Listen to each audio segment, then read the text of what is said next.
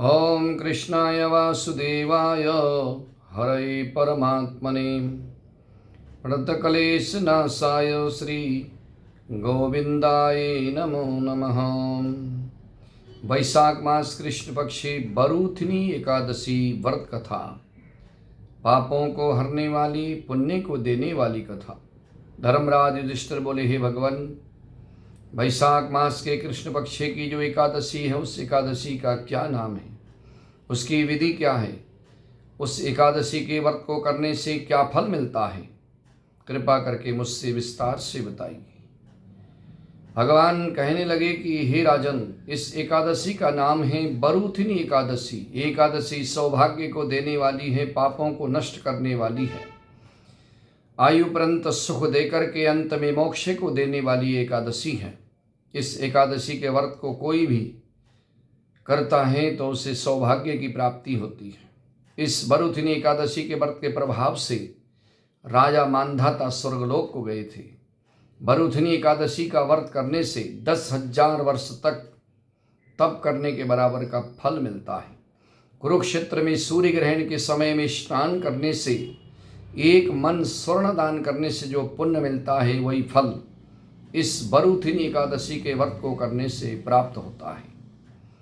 और बरूथिनी एकादशी के व्रत को करने से मनुष्य इस लोक में आयु पर्यंत सुख भोग करके अंत में स्वर्ग की प्राप्ति करता है।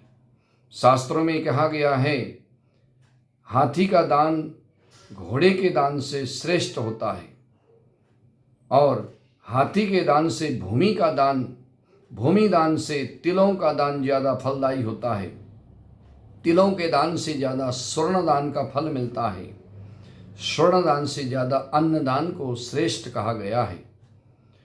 अन्नदान के बराबर कोई दान नहीं होता। अन्नदान से देवता, पितर, मनुष्य सभी तृप्त होते हैं। शास्त्रों में कन्यादान के बराबर इस दान को कहा गया है।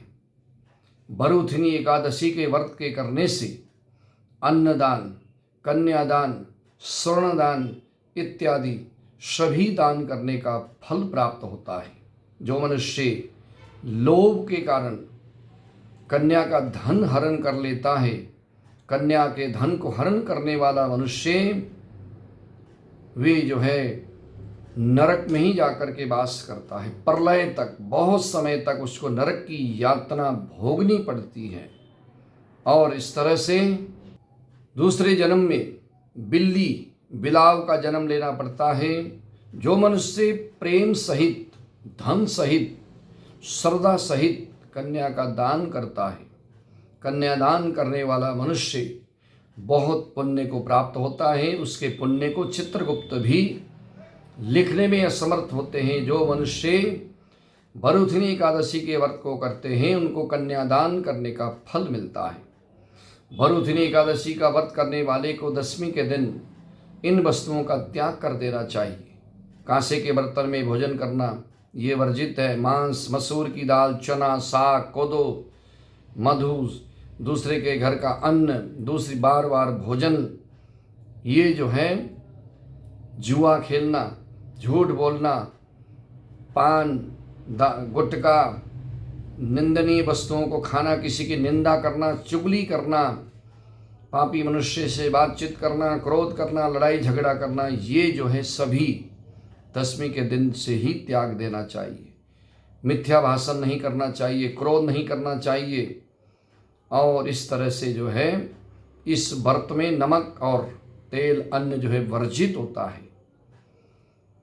दशमी के दिन से ही इस तरह से इन वस्तुओं का त्याग करके शुद्धता से रह करके अगले दिन एकादशी के दिन ब्रह्म मुहूर्त में उठ करके स्नान ध्यान से निवृत्त होकर विधिवत जो इस एकादशी के व्रत को करते हैं, इस संसार में आयु पर्यंत सुख भोग कर अंत में स्वर्ग की प्राप्ति कर लेते हैं।